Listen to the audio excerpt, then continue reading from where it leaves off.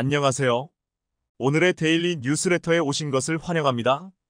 푸틴의 비정상적 완화 한국의 경고에 러시아가 두려워하는 이유는 강한 지도자, 이미지를 가진 러시아의 블라디미르 푸틴 대통령은 한국의 위협에 직면하여 어떤 나라로부터도 군사 지원을 받지 않겠다는 입장을 밝히며 태도를 완화했다.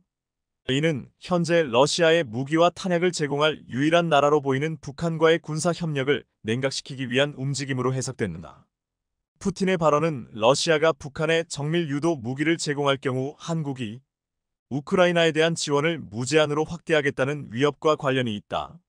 그렇다면 나토 전체에도 굴하지 않는 러시아가 왜 주권이 완전히 확립되지 않은 작은 나라 한국 앞에서는 굽히는 것일까? 과소평가된 한국 방산 산업. 첫째, 이는 한국의 강력한 제조 능력과 방산 산업과 관련이 있다. 동북아시아 제조 강국의 일원으로서 한국은 의심할 여지 없이 제조와 방산 산업 강국이다. 2022년 글로벌 제조 부가가치 순위에 따르면 한국은 약 6천억 달러로 세계 6위를 기록했으며 독일을 제외한 모든 유럽 국가, 유엔 안전보장이사회 상임이사국인 프랑스보다 앞섰다. 제조업은 군사력으로 직접 전환될 수 있다. 현재 러시아 우크라이나 분쟁의 교착 상태에서 나토가 우크라이나를 지원하여 러시아와 소모전을 벌이는 것은 후방 지원, 즉 방산 산업에 달려 있다. 한국의 방산 산업도 매우 강력하여 전투기, 첨단 탱크, 수상 전투함, 잠수함을 포함한 대부분의 군사 장비를 생산할 수 있으며 무기와 탄약은 말할 것도 없다. 러시아의 현재 전쟁에서의 우위는 유럽의 방산 생산 능력의 파괴에서 비롯된다. 미국은 첨단 스텔스 전투기, 항공모함 및 다양한 첨단 미사일을 생산할 수 있지만 이러한 것들은 러시아 우크라이나 전쟁에서 주요 소모품이 아니다. 우크라이나군이 절실히 필요로 하는 탱크와 고성능 포병은 상대적으로 저기술 무기 체계다. 미국은 이 분야의 산업 체인이 부족하여 이 분야의 생산 능력이 상대적으로 제한적이다. 유럽연합의 방산 생산은 오래전에 쇠퇴하였고 첨단 무기에서 약간의 우위를 제외하면 유럽연합 전체의 방산 생산 능력은 러시아와 비슷하다. 게다가 러시아 우크라이나 분쟁이 장기화되면서 유럽연합은 자체 방어 능력이 부족하다는 것을 깨닫게 되었고 생산된 자재는 자체 부족분을 보충하는 데 사용되고 있다. 예를 들어 유럽의 생산 중심지인 독일은 러시아 우크라이나 분쟁 이후 방위 예산을 1,000억 유로 증액한다고 발표했지만 대부분의 자금은 독일의 방위 능력을 강화하는 데 사용될 것이며 우크라이나에 제공될 가능성은 낮다. 반면 한국은 일부 첨단 무기가 부족할 수 있지만 한반도 상황으로 인해 재래식 무기는 풍부하게 보유하고 있다. 다시 말해 한국이 우크라이나에 무제한 지원을 결정한다면 생산을 기다리지 않고도 보유한 재고만으로도 러시아에 큰 타격을 줄 수 있다. 따라서 푸틴이 한국의 경고에 대한 태도를 완화한 것은 주로 한국의 강력한 방위 생산 능력 때문이다. 물론 방위 생산 능력만 본다면 한국의 우크라이나에 대한 무제한 지원은 북한이 러시아에 대한 무제한 지원으로 맞대응할 가능성이 높아 양측 간의 날카로운 대립을 초래할 것이다. 그렇다면 러시아가 한국의 위협에 대해 온건한 입장을 취한 이유는 무엇일까? 러시아의 제한된 보복 능력. 러시아와 북한이 새로운 조약을 체결한 후 푸틴은 공개적으로 새로운 조약에 따라 공격받을 경우 즉각적인 군사 지원을 제공해야 한다고 발표했다. 이에 한국은 강력히 반발하며 우크라이나에 대한 지원을 제고하겠다고 밝혔다. 그 당시 베트남 방문 중 푸틴은 한국의 우크라이나에 무기를 제공하는 것은 큰 실수라며 상대적으로 강경한 입장을 취했다. 상식적으로는 핵무장한 러시아가 직접 위협하면 한국이 겁을 먹을 것이라고 생각할 수 있다. 그러나 현실은 정반대였다. 한국은 전혀 두려워하지 않고 더욱 강경하게 대응하며 러시아와 북한 간의 군사적 상호작용에 대해 무제한으로 우크라이나를 지원하겠다고 밝혔다. 그렇다면 한국이 푸틴의 경고를 무시한 이유는 무엇일까? 단순히 미국의 지원에 의존하여 두려움 없이 행동하는 것일까? 한국이 미국을 의지해 러시아를 위협한다고 생각하는 것은 비현실적이다. 특히 미국 자체가 러시아를 위협하는데 성공하지 못했기 때문이다. 한국이 이렇게 대담하게 행동할 수 있는 진짜 이유는 러시아가 한국을 상대할 방법이 많지 않기 때문이다. 일반적으로 대국이 소국을 억제하는 방법은 경제적, 군사적 측면이 있다. 첫째, 경제적으로 러시아와 북한 간의 무역은 제한적이며 상호 의존성이 없다. 러시아 우크라이나 분쟁이 발발한 이후 미국은 동맹국들에게 러시아와의 경제 관계를 단절하도록 압박해왔으며, 이는 러시아가 경제적 수단으로 한국을 처벌하는 것을 더욱 불가능하게 만들었다. 둘째, 군사적 측면에서 러시아는 분명 한국보다 강하다. 그러나 세계대전을 제외하고 러시아가 한국과 직접 전쟁을 벌일 가능성은 매우 낮아 한국이 두려워할 이유가 없다. 러시아가 한국을 위협할 수 있는 유일한 방법은 북한을 지원하여 한국을 공격하게 하는 것이다. 그러나 이는 미국과 중국이라는 두 다른 강대국이 관련된다. 한반도에서 전쟁이 다시 발발하면 미국이 개입할 것이 확실하며 한국은 러시아의 북한 지원을 두려워하지 않는다. 게다가 더 중요한 점은 이론적으로 동북아시아는 UN 안전보장이사회 상임이사국인 중국의 거부권 구역에 해당한다는 것이다. 중국은 한반도에서 전쟁이 다시 발발하는 것을 원하지 않기 때문에 러시아가 북한을 부추겨 한국을 공격하게 하는 것은 어렵다. 간단히 말해 러시아의 군사력이 한국보다 강하더라도 한반도 문제는 러시아가 조작할 수 없는 문제여서 실제로 한국을 위협할 수 있는 수단이 거의 없다. 결과적으로 러시아는 한국을 완전한 적으로 만들기를 원하지 않으며 한국의 무제한 우크라이나 지원을 이해할 수 있다. 유럽 전쟁의 글로벌화 위험. 마지막으로 아시아 관점에서 현재 러시아와 한국 간의 강경 발언 교환은 매우 위험하다. 이는 러시아 우크라이나 분쟁이 아시아로 확산될 가능성을 시사한다. 푸틴이 러시아 대통령으로 재선된 이후 그는 외교 전략을 동쪽으로 전환하여 첫 방문지로 중국을 선택한 후 북한과 베트남을 방문했다. 이는 서방 세계가 러시아를 고립시키고 있는 상황에서 러시아가 동방블록에 집중할 수밖에 없게 된 부분적인 이유 때문이다. 그러나 러시아의 주관적인 의도도 무시할 수 없다. 직설적으로 말하면 푸틴의 북한과 베트남 방문은 미국의 전략적 초점을 동방블록으로 이동시키기 위한 것이며, 이는 중국을 주요 경쟁자 또는 적으로 만들려는 것이다. 이를 통해 러시아는 중미 갈등을 이용하여 이익을 얻으려는 것이다.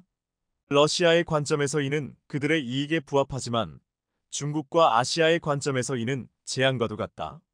러시아와 북한이 새로운 조약을 체결하면서 러시아는 더 신뢰할 수 있는 무기 공급을 얻을 것이지만 한반도의 상황은 더욱 긴장될 것이다. 이는 북한의 야망을 부추기고 소련이 북한을 선동하여 전쟁을 일으켰던 한국전쟁 당시의 상황을 재현할 가능성을 높이며, 이는 결국 중국이 개입하게 되는 상황을 초래할 수 있다. 마찬가지로 러시아가 베트남과 경제 및 무역 관계를 강화하려는 노력은 미국이 베트남을 끌어들여 중국을 견제하려는 기회를 이용하여 자국의 이익을 얻기 위함이다. 이는 미국과 중국 간의 갈등을 더욱 심화시킬 것이다. 간단히 말해 러시아는 동아시아의 긴장을 조성하여 미국의 주의를 끌고 자신의 압박을 완화시키며 궁극적으로 중국과 아시아에 압력을 가하려고 한다. 국가 이익이 최우선이므로 이 상황을 면밀히 주시해야 한다. 따라서 러시아가 아시아에서 강경한 입장을 보일 때 이는 긴급 상황에서 벗어날 길을 찾으려는 의도라는 것을 이해하면서도 유럽에서의 공격적인 자세를 아시아로 가져오려는 것에 주의해야 한다. 또한 러시아는 평화로운 아시아가 서방의 고립과 봉쇄를 돌파하는 데 유리하다는 것을 이해해야 한다. 아시아를 혼란스럽게 하는 것은 진정한 자멸 행위가 될 것이다. 이러한 관점에서 러시아가 한국과의 관계 악화를 피하고자 하며 푸틴 대통령이 주도적으로 입장을 완화하는 것은 러시아가 중미 갈등을 이용해 압박을 완화하려 하면서도 아시아의 평화가 장기적인 이익을 가져온다는 것을 인식하고 있다는 것을 나타낸다. 푸틴은 중미 간의 게임을 확대하여 자신의 부담을 줄이려 하지만 많은 중국 네티즌들은 러시아가 중국의 총알바지 역할을 하고 있다고 말한다. 러시아가 무너지면 다음은 중국이라는 것이다. 그러나 푸틴의 의도가 단지 자신의 확장 노력에 중국을 끌어들이려는 것임이 분명해졌다. 이 관점은 고차원적이고 통찰력 있다. 저는 당신의 견해에 전적으로 동의한다. 우리가 제재를 받고 있는 것은 러시아가 아니라 미국이라는 것을 이해해야 한다. 국가 간의 상호 이용은 자연스러운 것이 아닌가? 나는 한국을 지지한다. 한국의 방산 산업은 세계 최고 수준이며 과소평가할 수 없다. 여기 있는 댓글들은 정말 말도 안 된다. 서방이 중국을 포위하고 있다는 것은 부인할 수 없는 사실이다. 지역적으로는 남중국해와 대만에서 계속 문제를 일으키고 있으며 금융과 무역에서는 계속해서 압박과 제재를 가하고 있다. 우리가 왜 서방 국가들 편에 서야 하는가? 우리는 러시아가 억압받아왔기 때문에 그들에게 기울고 있으며 러시아가 무너지면 중국은 서방 앞에 노출될 것이다. 현재 상황을 솔직히 말하면 이는 상호 생존의 문제이다. 한국은 잘하고 있다. 재래식 무기로는 중국이 한국을 이길 수 없다. 진정한 중립을 달성하는 것은 매우 어렵고 큰 지혜와 대담함이 필요하다. 인구 5천만이 넘는 한국은 유럽의 영국, 프랑스, 독일과 맞먹는 군사 산업을 가지고 있다. 한국 무기는 여전히 주요 수출 상품이다.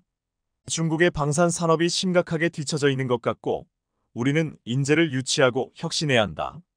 한국의 군사 산업은 뛰어나지만 작은 영토 때문에 공격에 취약하며 아무리 좋은 무기라도 소용이 없다. 한국은 나토의 무기고로 알려져 있다. 최근 국가안보전략연구원은 보고서를 통해 푸틴의 북한 방문으로 북한은 그동안 러시아의 탄약과 포탄, 로켓 등 실질적인 지원을 한 대가로 미사일 관련 첨단 기술 제공과 군사동맹 복원을 요구했을 것이며 북한이 원하던 것을 얻었을 것으로 분석했습니다.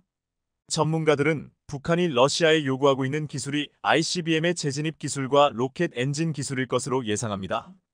최근 정찰 위성 발사 실패에서 드러났듯이 자체 기술이라고 홍보하는 백두산 엔진의 기술력이 고도에 오르지 못했기 때문입니다.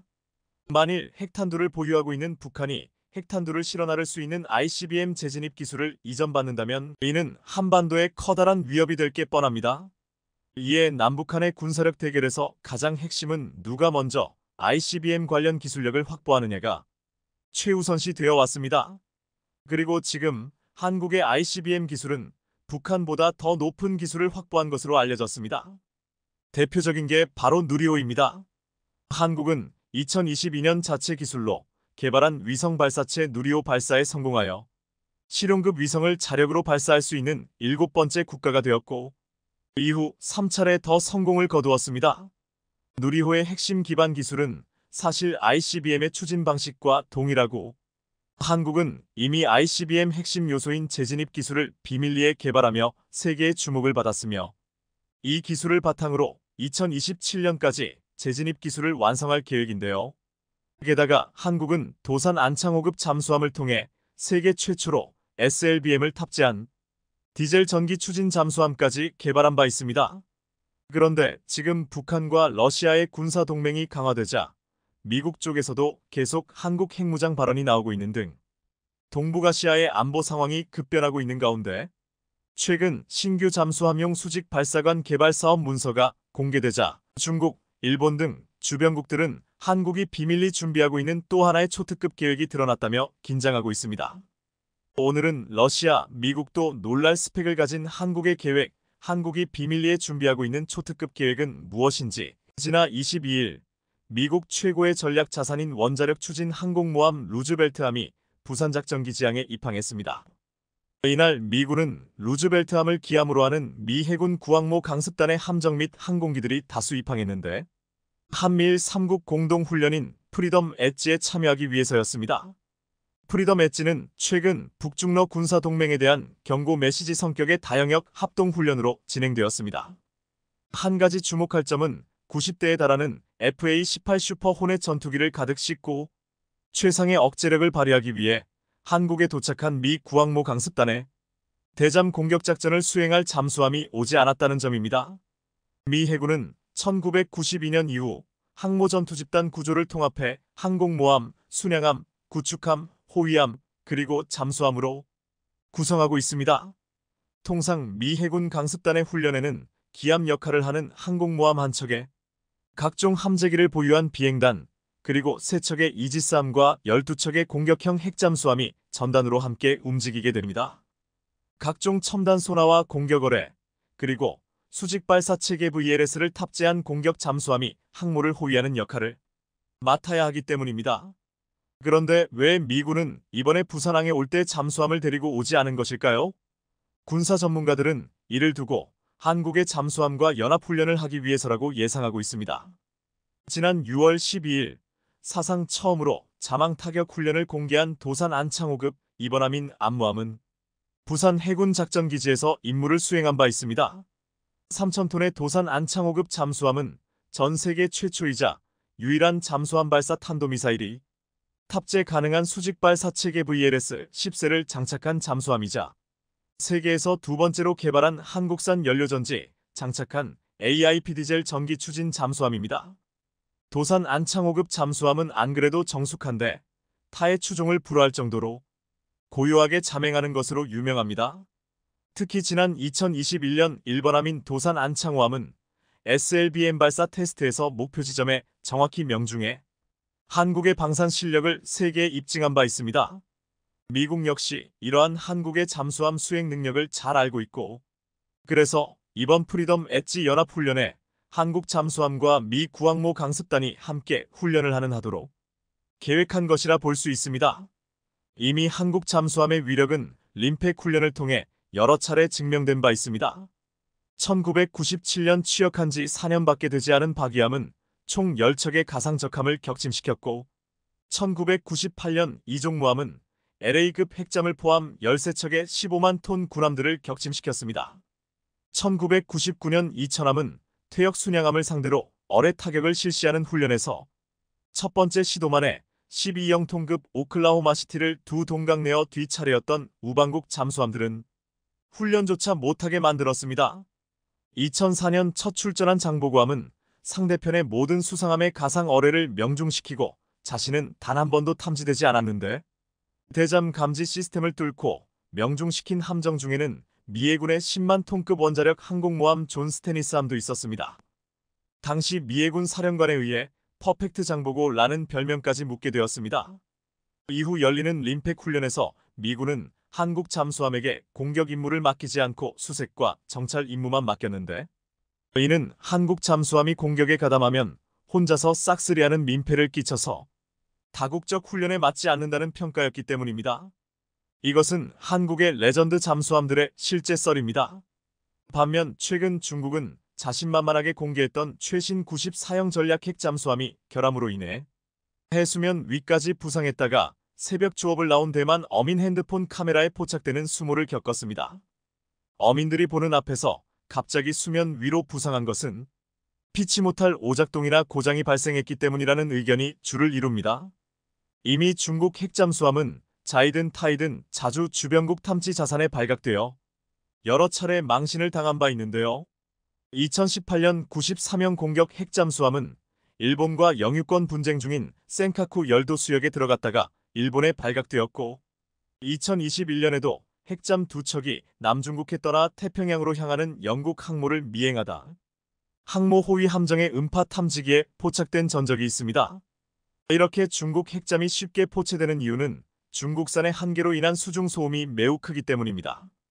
해외 군산 매체들은 중국의 94형 전략 핵잠의 수중 소음을 140데시벨로 평가하면서 미국 핵잠 대비 훨씬 큰 소음이 발생한다고 분석하는데 오히려 디젤 잠수 소음은 100데시벨 정도로 핵잠수함보다 조용한데 한국의 잠수함은 타국 디젤 잠수함 대비 20, 30대 정도 더 정숙한 주행을 할 수 있는 것으로 알려졌습니다. 핵잠도 씹어먹는 디젤 잠수함의 끝판왕이 바로 한국산 잠수함인 것입니다. 한국의 3형통급 VLS 탑재형 디젤 잠수함 3척이 모두 인도되면서 이로써 한국은 사실상 핵탄두 운반체에 대한 모든 기술적 기반을 다졌다는 평가를 받고 있는데요.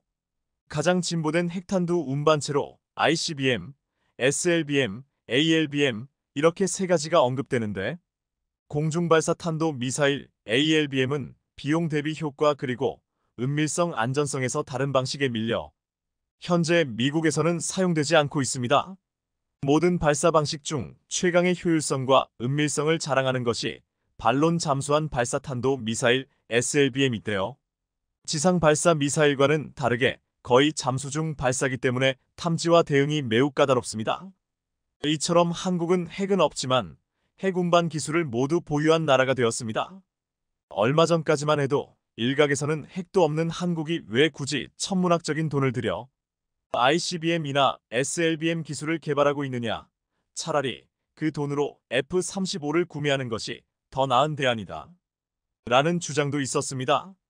하지만 현재 북러 밀착으로 인해 한국의 핵무장에 대해 미국 내 찬성 목소리도 높아지고 있어 만들어두면 언젠간 다 쓰게 된다는 말이 현실화되고 있습니다.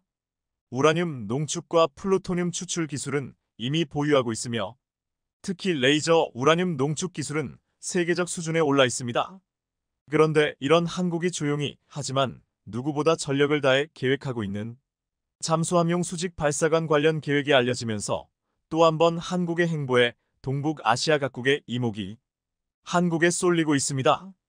최근 우리 군이 잠수함용으로 개발하고 있는 신규 잠수함용 수직 발사관 개발 사업 문서가 공개되며 대략적인 스펙이 알려지게 되었는데요. 그런데 공개된 문서를 통해 전문가들은 한국이 새로운 수직 발사 체계뿐 아니라 한국이 개발하고 있는 신형 SLBM이 6톤 이상의 탄두를 가지고 수천 킬로미터급 사거리를 가진 고위력 현무급 미사일이 될 것으로 예상했습니다. 고위력 현무급이란 미국의 SLBM 개발을 계속 반대하자 한국이 그럼 핵만 아니면 되지 않느냐, 이 정도급 개발은 가능하겠느냐며 내놓은 한국산 괴물 미사일입니다. 한국은 지난 2021년 독자 개발한 잠수함 발사탄도 미사일, 즉 SLBM으로 세계 7번째 SLBM 발사에 성공한 나라가 되었습니다. 그런데 이번에 공개된 내용을 보면 한국은 여기에 만족하지 않고 위력과 사거리를 배 이상 높인 신형 SLBM 개발에 본격적으로 착수했다는 것을 보여주고 있었습니다. 일단 공개된 문서를 보면 신규 잠수함 수직 발사관은 놀라운 스펙을 가지고 있었습니다. 특히 직경이 1m에서 2m까지 크게 늘어나 있었습니다. 일단 한국은 모처 무인도에서 잠수함형 신형 수직 발사 체계를 시험할 것으로 알려졌는데요. 이를 위해 시험 장비를 구축하는 사업을 진행하고 있었습니다. 공개된 스펙을 보면 직경 2M, 길이 9M 내열 소재로 구성되어 여러 번 재발사가 가능하고 화염으로부터 발사한 냉각을 위한 첨단 기술이 적용될 것으로 알려졌습니다. 이번에 개발되는 신형 잠수용 수직 발사 체계는 기존 발사관이 1열로 6개로 구성되는 것과는 달리 2열로 5개 혹은 3열 3개로 구성하는 방식으로 새로운 잠수함에 적용될 것으로 예상됩니다. 특히나 수직 발사관 직경이 1M 정도에서 2배 이상 확대되면서 더 강력한 SLBM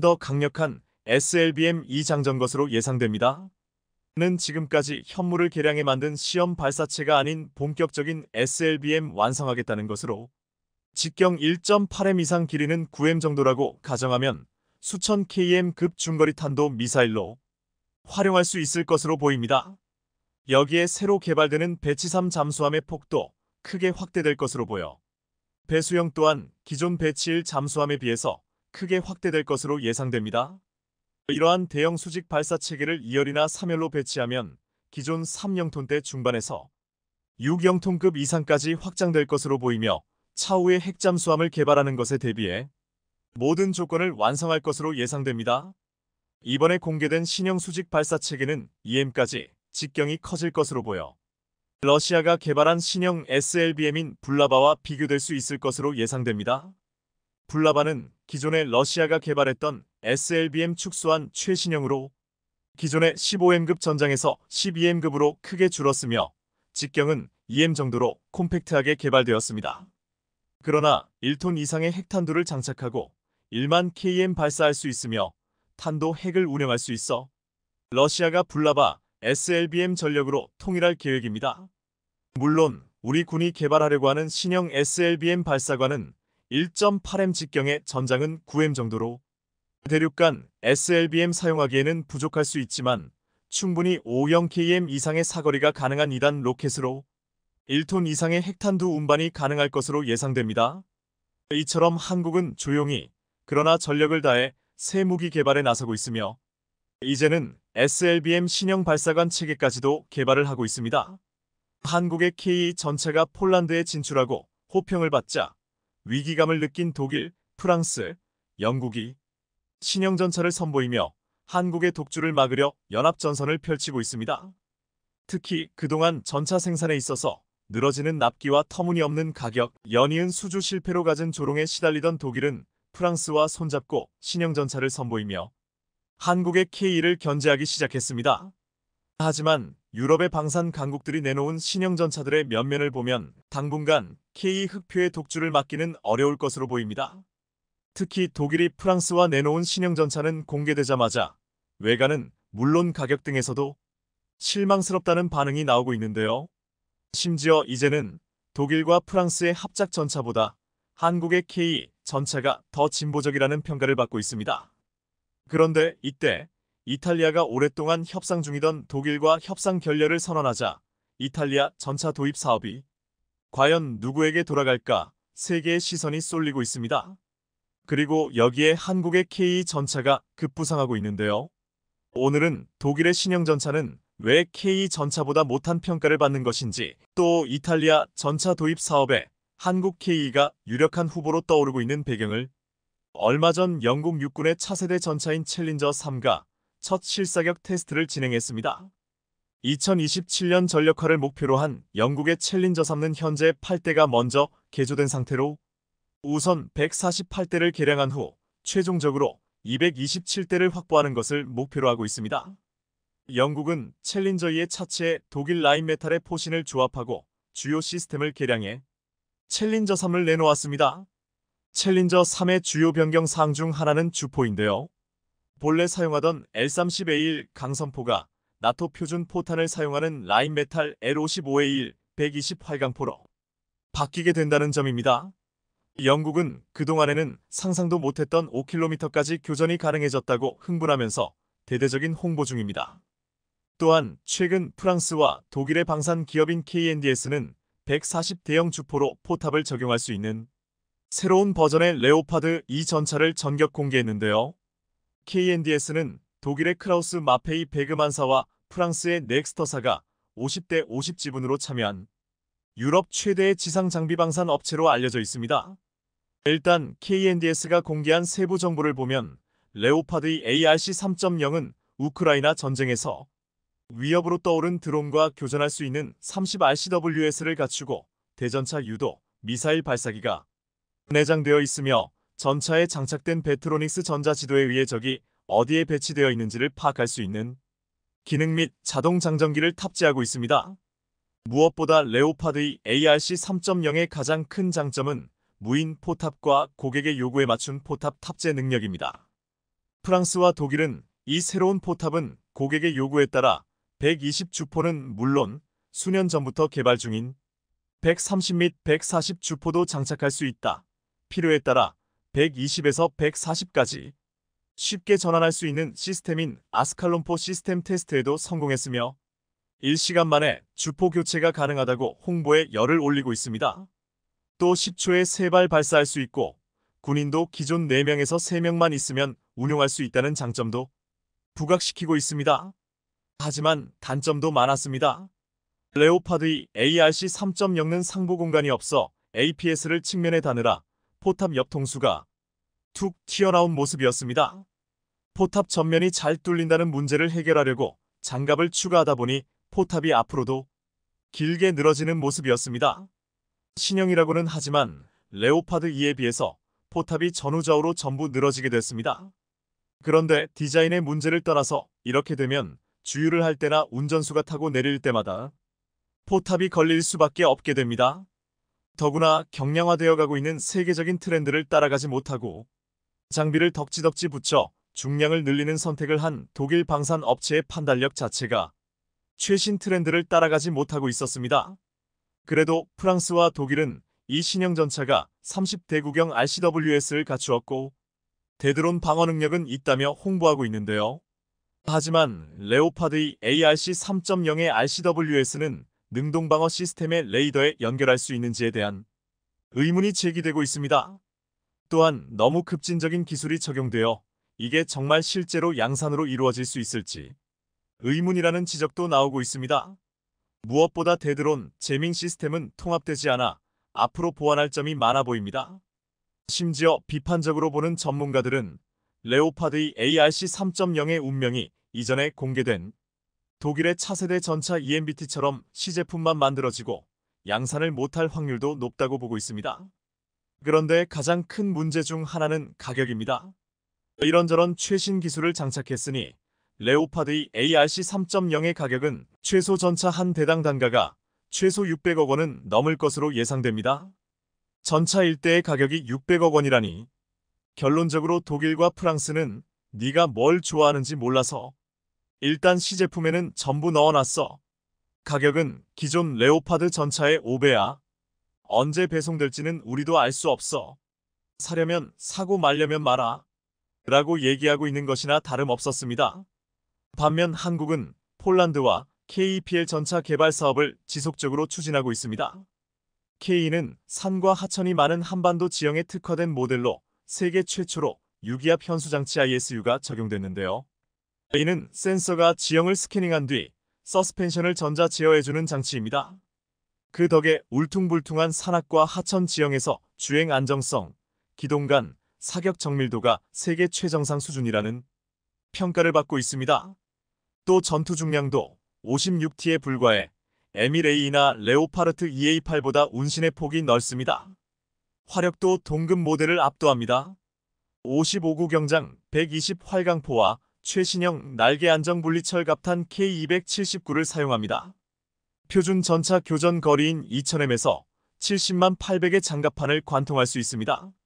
A는 미국의 수출용 KWA3나 독일 DM63을 능가하는 것으로 러시아 최신형 주력 전차의 전면 장갑을 일격에 뚫을 수 있는 수준입니다. 한국은 폴란드형인 KEPL 전차에는 4채널 대드론 제밍 시스템을 탑재했고 수출용 KEX 전차에는 대드론 제밍총을 장착하여 고객의 요구와 전장의 상황에 따라 더 적합한 제밍 시스템을 활용할 수 있도록 했습니다. 이렇게 독일이 옛날의 독일이 아니라서 그런지 생각보다 신형 전차에 대한 반응이 그저 그런 가운데 최근 독일의 유럽 방면에 커다란 계약 하나가 날아갔다는 비보가 전해졌습니다. 그것도 레오파드 EA8 전차에 관한 계약을 말입니다. 더구나 그 계약이 한국의 K 전차에 넘어갈 가능성이 높다는 것이 알려지자 전통적인 군사 강국인 독일은 적잖이 당혹스러운 모습입니다. 현지 시각 지난 6월 11일 이탈리아 레오나르도와 프랑스 독일 합작 KNDS가 레오파드 EA8 전차 공동 개발 및 생산을 중심으로 하는 협상의 결렬을 발표했습니다.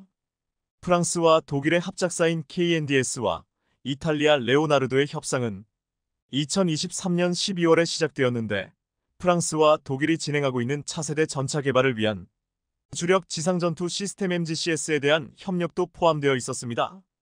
이것은 이탈리아가 C1 아리에테 전차 일부를 레오파드 EA8 전차로 대체하려던 계획이 난관에 봉착했음을 의미하는 것이라 전 세계 방산 업체들의 비상한 관심을 끌었습니다. 특히 한국의 KEPL 전차에 기회가 열릴 수 있다는 것을 의미하는 것이라 방산 강국들의 이목을 끌기에 충분했습니다. 현재 한국과 폴란드가 추진하고 있는 K 전차의 폴란드형 모델인 KEPL 전차는 폴란드, 즉 유럽 내에서 생산하는 전차이기 때문에 프랑스와 독일이 그렇게 주장하는 유럽 내 생산 전차여야 한다는 점을 충족시킬 수 있기 때문입니다. 이탈리아의 레오파드 EA8 전차 도입 움직임은 2023년 3월 이탈리아 육군 참모총장이 레오파드 EA7 전차 최대 250대를 80억 유로에 구매할 것임을 밝히면서 시작되었습니다. 도중에 도입 숫자는 나중에 125대로 축소되었고 도입 차종도 EA8로 변경되었습니다. 125대로 축소된 것은 이탈리아가 필요한 전차가 250대인데 이 가운데 125대는 보유한 아리에테 전차를 개량하여 메우기로 했기 때문입니다. 그런데 문제는 이 협상이 결렬되면 50억 유로 54억 달러 규모의 궤도식 전투 차량 50대 제작 계획에도 영향을 미칠 것이라는 점입니다. 업계 소식통들은 이탈리아가 레오파드 EA8 전차 도입 계획을 취소하고 다른 독일 업체인 라인메탈이 개발한 KF51 판더 전차 도입을 고려할 수도 있다고 전망했는데요. 하지만 이번 협상 결렬의 원인은 이탈리아가 원하는 것이 자신들의 포신과 사격 통제 장치, 통신 시스템 등을 적용 가능해야 한다는 것이었는데 프랑스와 독일의 합작사가 이를 거절했기 때문이었습니다. 그런데 지금 세계에서 이런 이탈리아의 요구 조건을 가장 잘 맞춰줄 수 있는 나라가 어디일까요? 한국보다 더 무른 선택지, 한국보다 더 좋은 선택지는 없을 것입니다. 더구나 이탈리아는 협상 결렬을 발표하면서 이렇게 밝혔습니다. 레오나르도는 이탈리아의 요구 상황을 충족하고 최신 솔루션을 제공하며 다른 자격을 갖춘 국제 파트너와 협력해 지상 전투 시스템을 개발할 것입니다. 이탈리아가 같은 유럽 내 국가의 전차인 라인메탈의 링스 등을 구매할 수도 있지만 방산 계약은 끝날 때까지 끝난 것이 아닙니다. 따라서 이탈리아 전차 도입 사업이 KF-51과 K 전차의 이파전이 될 가능성도 제기되고 있는데요. 혼돈의 이탈리아 주력 전차 사업, 과연 어디로 가게 될지 주목됩니다.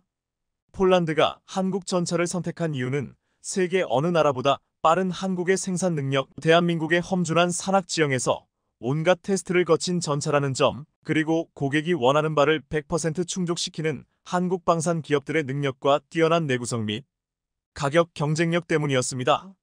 현재 루마니아와의 K 흑표 전체 계약은 거의 다 왔다. 이제 딱 반걸음 정도만 남았다는 게 업계의 시각입니다. 루마니아 외에도 여러 유럽 국가들과 협상 중인데요. 이런 K 전차라면 이탈리아가 원하는 요구 조건을 충족하고도 남을 것입니다. 어떤 제품이든 제품을 판매한 이후에 AS, 사후 관리가 중요합니다. 고가의 제품이라면 특히 더 그렇죠. 고가의 제품을 구매한 고객은 그에 걸맞는 사후 관리 서비스를 원합니다. 그리고 이 분야는 전 세계 그 어떤 나라보다 한국이 잘합니다.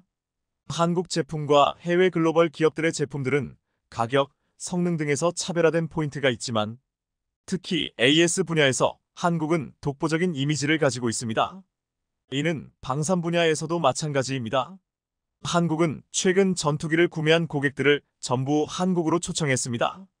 공군본부 감찰실 주관으로 KAI와 공군, 방사청이 힘을 합쳐 한국산 항공기 및 훈련기 운영국들과 국산 항공기의 안정적인 운영을 위한 실질적인 정보 교류의 장을 마련한 것인데요. FA-50, 1, T-50 등을 구매 운용하고 있는 나라들, 인도네시아, 티르키예, 페루, 필리핀, 태국과 지난해 FA-50을 최초 도입해 운영 중인 폴란드, 그리고 FA-50 신규 구매 계약 체계를 완료한 말레이시아 등 7개국이 참가했습니다. 이번 국제회의가 특히 의미가 있었던 이유가 있습니다. 장관, 차관 등 고위급뿐만 아니라 각국에서 실제 전투기를 운영하는 실무 담당자까지 대표단을 구성해 참석했기 때문입니다. 한국도 무려 220명이나 되는 참석단을 구성했습니다. 유재문 공군 군수사령관과 공군본부 정선규 군수참모부장 등 공군 주요 관계자는 물론이며 국내외 항공기술 전문가까지 총출동, 총 220여 명이 참석했습니다. 필요한 내용을 교육하고 안정적인 사후관리, 부품 제공 서비스까지 어필하는 중요한 자리였고 공군력을 한국에 의존하는 협의체가 만들어졌다고 볼 수도 있습니다. 특히 처음으로 1조 원 이상의 FA-50 전투기를 구매한 말레이시아도 당당히 참석해 눈길을 끌었습니다. 하지만 인도네시아 대표단은 좌불안석이었을 것으로 예상됩니다. 최근 한국방위사업청장은 KF-21 사업의 공동개발국인 인도네시아 기술진이 기밀 유출 수사를 받는 가운데 중대 기술 유출이 확인되면 공동개발 협력 여부를 재검토하겠다고 밝혔습니다. 또한 현재 인도네시아 측에 허여한 기술은 초보적 수준이다. 실제 기술이 이전되는 건 2026년 개발이 완료된 이후 시점이다. 라고 밝히면서 기술 이전의 결정권은 우리가 쥐고 있다는 점을 확실히 했습니다. 이것은 상황에 따라선 인도네시아를 배제한 단독 개발 가능성도 열어놓은 것으로 풀이되는 발언이었습니다. 최근 인도네시아 측은 약속한 1조 6천억 원의 분담금을 모두 낼 수 없다고 통보했는데요. 이에 우리 방위사업청은 인도네시아의 분담금을 6천억 원으로 조정하는 대신 기술 이전 범위도 축소하기로 했습니다. 돈을 덜 낸다면 기술도 덜 줄 수밖에 없다는 의사를 분명히 한 것입니다. 예상보다 덜 받는다는 건 당연히 개발회사인 KAI에게 부담이 되기 때문에 아쉬울 수밖에 없습니다. 하지만 인도네시아와 더 이상의 기술 협력은 어렵다는 판단한 것으로 해석되고 있습니다. 말 그대로 기술 협력 대상으로 인도네시아는 버릴 때가 된 것입니다. 그렇다면 이제 인도네시아는 KF-21의 고객이 됩니다. 상식적으로 생각해 보겠습니다. 인도네시아가 과연 한국에 제공한 일부 기술만 가지고 자체적으로 전투기를 개발할 수 있을까요? 당연히 불가능합니다. 시제기를 제공한다고 인도네시아가 그들이 원하는 IFX를 자체 생산할 수 있을까요? 이 역시 불가능입니다. KF-21은 차세대 한국형 전투기 개발 사업인 KF-X 프로젝트가 낳은 작품으로 연구개발 인력 1,500여 명이 투입되어 개발과 양산까지 8조 원이 넘는 예산이 투입되는 건군 이래 최대 규모의 전략 무기체계 개발 사업입니다. 방위사업청 주도하에 500개가 넘는 국내 연구기관과 대학 그리고 국내외 협력업체가 참여해 2015년 12월부터 본격적인 개발에 들어가 이제 곧 양산을 앞두고 있는데요. KF-21의 면면은 이렇습니다. 최고속도는 마 1.8 시속으로 표현하면 2200kmh이며 항속거리는 2900km 한 번 이륙해서 서울과 제주를 3회 왕복할 수 있습니다.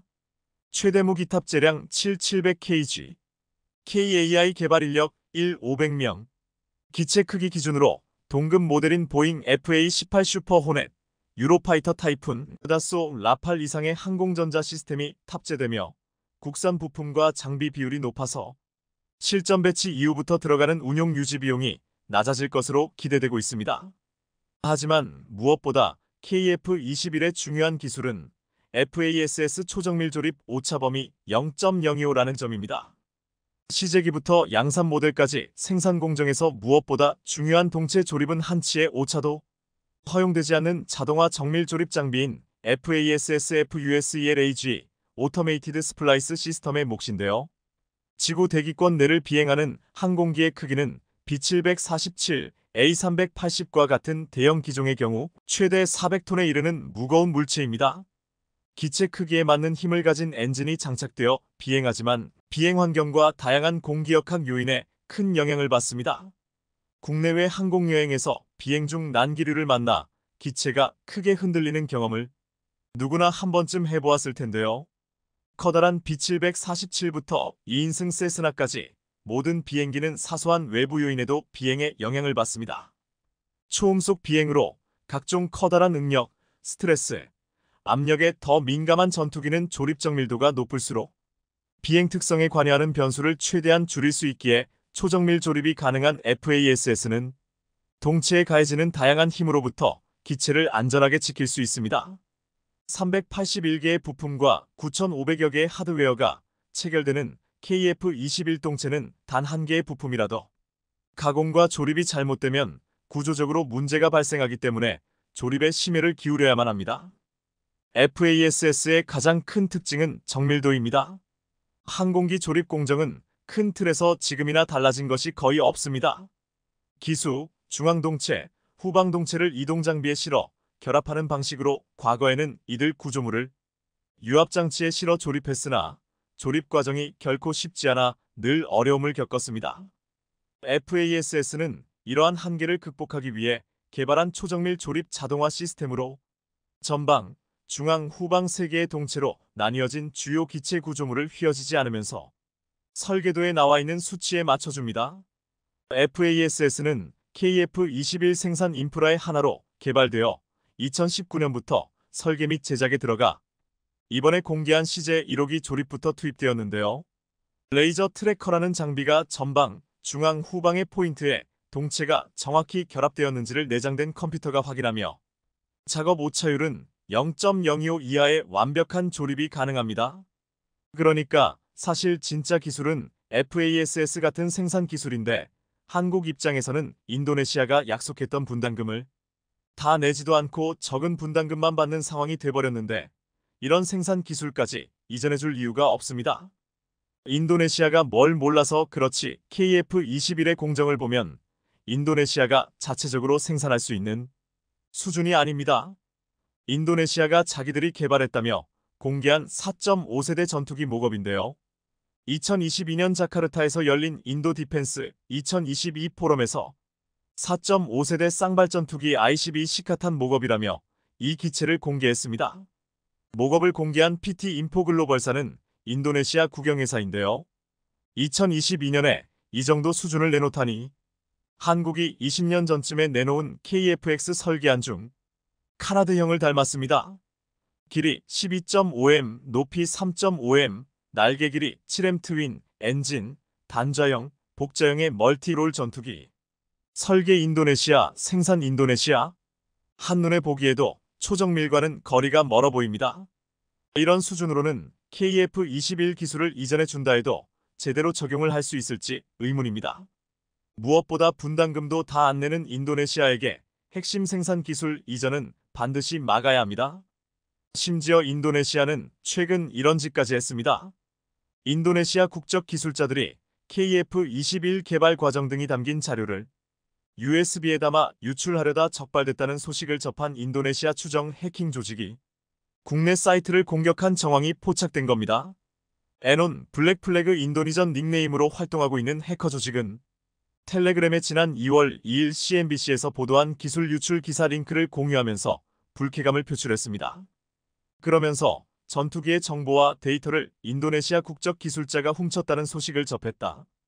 인도네시아의 자존심을 무너뜨리고 세계인의 눈게 인도네시아를 더럽히고 싶냐며 불만을 드러냈고 인도네시아를 건들지 말 것을 강조하며 보복으로 한국의 웹사이트가 다음 공격의 대상이 될 것이라고 협박했는데요. 그 후 정말 해킹한 국내 사이트 두 곳의 로그인 페이지 웹 주소와 패스워드를 텔레그램에 공개했습니다. 이번에 공격을 당한 홈페이지 중 하나는 개발 테스트 서버로 추정됩니다. 개발 서버의 경우 보안에 취약한 코드가 사용될 가능성이 높아 외부에 노출되지 않도록 관리가 필요하다는 지적도 나오고 있는데요. 익명을 요청한 보안 전문가는 인도네시아 해커들의 경우에도 애국주의적 성향이 강해서 주변국들과 많은 마찰을 빚고 있다며 맹목적인 애국주의에 의해 자국의 잘못에도 상대국에 대한 적개심으로 해킹을 하는 경우가 빈번하다고 지적했습니다. 다행히 이번에 해킹당한 사이트들이 방문자가 많다거나 수많은 개인정보를 다루는 사이트는 아니라서 큰 피해라고 보기는 어렵지만 방산업체나 정부기관에서는 보안 모니터링을 강화할 필요가 있습니다. 결국 인도네시아는 기술이 전비 일부를 내고도 KF-21을 제 돈 내고 사가야 하는 처지가 됐는데요. 상황이 이렇게 되자 기술 유출이라는 무리수를 두고 만 것 같은데 인도네시아 국민들은 KF-21과 같은 전투기를 갖고 싶어하는 열망이 큽니다. 그래서인지 인도네시아 국민들 역시 협력 국가의 기술 유출이나 하고 있냐며 한심하다는 반응을 보이고 있는데요. 하지만 너무 늦은 듯합니다. 한국에서는 이제 기술 협력 대상으로 인도네시아와의 관계는 완전히 끊어야 한다는 여론이 일고 있습니다. 인도네시아가 전투기를 얻고 싶다면 한국에서 생산된 전투기를 제 돈 내고 가져가는 방법밖에 없다는 사실을 알아야 할 것입니다. 최근 이재용 회장이 삼성 SDI 연구소의 전고체 배터리 시험 생산 파일럿 라인을 둘러본 것은 그만큼 자신감에 의한 표출로 업계에서는 보고 있습니다. 전기차 시장의 게임 체인저가 될 궁극의 배터리, 전고체 배터리 개발이 거의 막바지에 다다르지 않았나 하는 예상이 나옵니다. 마이크로 LED와 차세대 반도체 패키징, 퀀텀 다큐디 OLED에 이어 삼성의 미래 먹거리를 책임질 혁신 기술이 삼성 SDI에 의해 첫 선물 보일 것으로 기대되고 있습니다. 고체 샐러드, 톡보적 솔, 그리고 삼성 SDI의 앞글자를 따서 지어진 생산 라인은 일명 S라인으로 불립니다. 그만큼 여러 의미를 담고 있는 S라인은 약 2,000평 규모로 조성 중인데 하반기에 이르러 시제품 생산에 들어갈 예정이고 시제품은 소형 배터리가 될 것으로 알려지고 있습니다. 이를 바탕으로 점차 제품 라인업을 늘려나갈 것으로 보입니다. 이런 삼성 SDI의 행보를 지켜보고 있던 몰리버 집세 BMW 회장은 지난해 12월 한국을 직접 방문해 이 회장과 긴밀한 협의를 한 이후 이어 경영진이 한국을 방문해 전고체 배터리 관련 협력 방안을 논의한 것으로 알려져 있습니다. 최근 BMW는 전기차 분야로 두각을 나타내고 있는데 주행 기술은 세계 정상급이지만 배터리만큼은 삼성 SDI에 의지하고 있습니다. 3년 전 배터리 개발을 천명했다가 1년 만에 포기하고 이를 해결할 파트너로 일찌감치 삼성전자를 지목해 오랜 관계를 유지하고 있는 중입니다. 그에 따라 전고체 배터리 시제품은 BMW 일부에도 장착돼 테스트용으로 사용될 것으로 보입니다.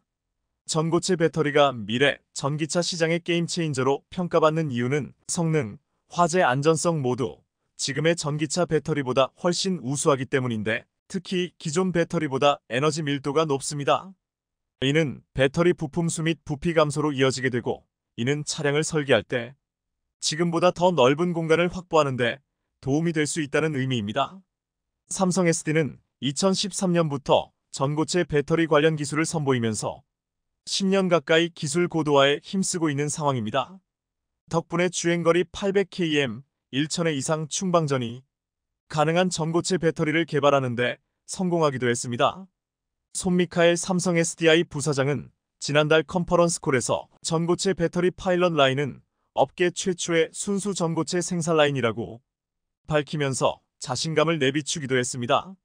초기 시장을 선점할 경우 이에 따른 경제 효과는 앞으로 수백조 원에 이를 것으로 예상됩니다. 특히 전기차뿐만 아니라 항공, 모빌리티 등 배터리를 사용하는 이동수단, 운송수단으로 확대될 경우 천문학적인 규모의 수익을 기대할 수 있다는 것이 업계의 시각입니다. 물론 여러 기업들이 나오지만 한국이 거의 독점할 것으로 보는 시각이 압도적입니다. 자동차와 반도체, IT, 철강 등이 국가의 기반을 이루듯 가까운 미래에는 모든 부분에 배터리를 사용할 것으로 예상되면서 국가 발전의 기들이 될 것으로 전망하고 있습니다. 전고체 배터리를 이야기하면 여전히 뜬구름 잡는 이야기로 보는 시각이지만 삼성의 사례를 보면 알 수 있듯 올해 하반기부터 시제품 생산에 들어가고 몇 년 후에는 상용화 완성 단계에 도달하게 됩니다. LG에너지솔루션, SK이노베이션, 토요타, 세계 스타트업 등 여러 분야의 기업들이 전고체 배터리 개발에 사활을 걸고 있으면서 과연 이 시장의 첫 1위는 어떤 기업이 될지 주목받고 있습니다. 글로벌 경기 침체의 여파로 작년 4분기 세계 디램 반도체 시장이 전분기 대비 30% 이상 줄어든 것으로 나타났지만 삼성전자는 인텔을 제치고 글로벌 반도체 기업 1위에 몰랐습니다. 삼성전자 반도체 사업부문은 지난해 670억 5,500만 달러의 매출을 몰리면서 같은 기간 미국의 인텔 608억 1천만 달러를 62억 4,500만 달러 10.3% 앞섰습니다. 또한 업계 1위인 삼성전자도 매출은 줄었지만 유일하게 점유물은 4.4%포인트 증가하는 위력을 발휘했습니다. 작년 4분기 세계 디램 시장 매출은 전분기 대비 32.5% 감소한 122억 8,100만 달러로 세계 금융 위기가 닥쳤던 2008년 4분기에 감소폭 36%에 근접한 수준입니다. 업체별로는 모든 기업의 매출이 하락했는데 1위 삼성전자의 작년 4분기 매출은 55억 4천만 달러로 전분기 대비 25.1%가 줄었지만 반면 시장 점유율은 40.7%에서 45.1%로 뛰어 시장 95% 이상을 장악한 빅3 업체 가운데 유일하게 상승했습니다. 2위 SK하이닉스 28.8, 27.7%, 3위 미국 마이크론 26.4, 23%는 모두 점유율이 하락했습니다. 업계에선 삼성전자가 유일하게 인위적 값산을 선언하지 않고 버티면서 경쟁사와 격차를 벌리고 있다고 평가합니다. 트렌드포스는 삼성이 공격적인 가격 경쟁을 펼친 덕분에 전반적인 수요 부진에도 불구하고 출하량을 늘릴 수 있었다고 평가했습니다. 그러나 그런 악조건 속에서도 반도체 1, 2위를 거머쥐고 있는 삼성전자와 SK하이닉스지만 바이든 행정부가 발표한 반도체 보조금 지급 기준을 두고 당혹스러움을 감추지 못하고 있습니다.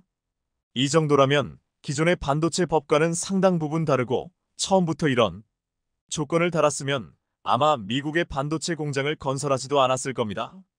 특히 이미 부지 선정까지 마치고 미 현지에 투자를 진행하고 있는 반도체 기업들이 우선 착공을 하게 몰감해 놓은 다음 본색을 드러낸 것입니다. 삼성전자는 진퇴양난 상황에 빠지면서 당장 보조금 신청을 할지 말지 결정해야 하는 고민이 깊어질 수밖에 없습니다. 정인교 인하대 국제통상학과 교수는 미국 중심으로 동맹국들이 기술 연합이 이뤄지는 상황에서 미국과 같이 가지 않을 수도 없는 노릇이다이라면서 원래는 정부 간 협상을 통해 정할 문제를 미 정부는 약자들인 기업들한테 직접 가이드라인을 제시하면서 기업들의 부담이 더 커질 수밖에 없다고 했습니다. 이 내용을 보면 기가 막힐 정도입니다. 이건 눈 떠 있는 상태에서 물건을 훔쳐가는 도둑들과 똑같습니다. 반도체 기업들은 지난 28일 공개된 미 정부의 보조금 지급 기준에서 초과 이해 환수제 등의 내용을 보고 깜짝 놀랐습니다. 전혀 예상하지 못했던 요구를 미국이 일방적으로 추가함으로써 한편으로는 분노까지 나오고 있다고 했습니다. 미 상무부는 1억 5억만 달러 약 2억억 원 이상의 반도체 보조금을 받는 기업은 초과 수익의 일부를 미 정부와 공유해야 한다는 원칙을 밝히면서 미 상무부는 기업이 제출한 수익 전망치 대비 실제 수익이 크게 못 돌 경우 최대 보조금의 75%를 가져갈 수 있다는 조건까지 달았습니다. 삼성전자는 현재 170억 달러 약 22조 3억억 원을 투자해 텍사스주 테일러시의 반도체 파운드리 공장을 짓고 있습니다. 보조금 규모가 설비 투자액의 515% 수준인 점을 감안하면 이 회사는 최대 3조 3억억 원가량을 바를 수 있는데 수익 수준에 따라 이중 2조 0억 원까지 정부에 반납할 수 있다는 것입니다. 또 국방 안보 분야에 첨단 반도체 무선 공급을 하거나 미 정부의 반도체 시설을 제공할 의사가 있는 기업의 이름을 보조금 지급 우선순위에 몰리겠다고 합니다. 보조금 많이 받고 싶으면 미국의 반도체 시설을 공유하라는 것입니다. 이는 돈 한 푼 안 들이고 거저 갖겠다는 것입니다. 또한 더 못 끼는 것은 보조금 지급 조건의 사업의 예상, 현금 흐름과 수익률 등의 수익성 지표를 따져 재무 건전성도 들여다볼 수 있다는 내용도 담고 있습니다. 기업들은 이 과정에서 발생할 수 있는 기밀 유출 위험이 있다고 지적합니다. 실제 반도체 업계에서는 특정 기업이 어떤 장비를 쓰는지부터 어떤 방식으로 장비 틀을 배치하는지까지도 중대한 영업 기밀이라고 했습니다. 반도체가 나노 단위의 아주 미세한 공정을 통해 생산되는 만큼 작은 차이만으로도 생산 효율이 크게 개선될 수 있기 때문이라는 것입니다. 삼성전자를 추격하고 있는 마이크론과 인텔에게 삼성전자의 제조 노하우가 흘러들어갈 수 있다는 지적이 나오고 충분히 그럴 가능성이 농후하다는 것이 업계의 얘기입니다. 김선우 메리츠증권 연구원은 재정 지원을 받으려면 미 상무부에 제조시설의 세부 사항이나 기술 역량을 공개하라는 것과 같은 건데 반도체 생산 공정은 제조기업의 극비 사항으로 뭔가 및 성능 경쟁력에 직결되는 부분이라며 경쟁사와 공정에서 얼마나 차이를 내느냐가 중요한 반도체 산업에서 정보 공개는 치명적일 수 있다고 지적했습니다. 또한 미국의 정책은 중국에 수십조 원 쏟아부어 지은 공장이 무용지물이 될 수 있다고 비난했습니다. 결국 믿는 도끼에 발등 찍혔다는 말이 나올 수밖에 없는 상황입니다. 이런 나라하고 무슨 동맹이라고 하고 미래지향적인 일을 추진합니까? 이런 것들을 보고 날강두도라고 합니다. 고작 몇 조 원 집어주고 수십조 수백조를 도톡질해 가려는 미국의 행태에 분노하지 않을 수 없습니다. 그렇지 않습니까? 한국 정부는 도대체 뭐하고 있습니까? 정말 답답합니다. 시청해주셔서 감사합니다.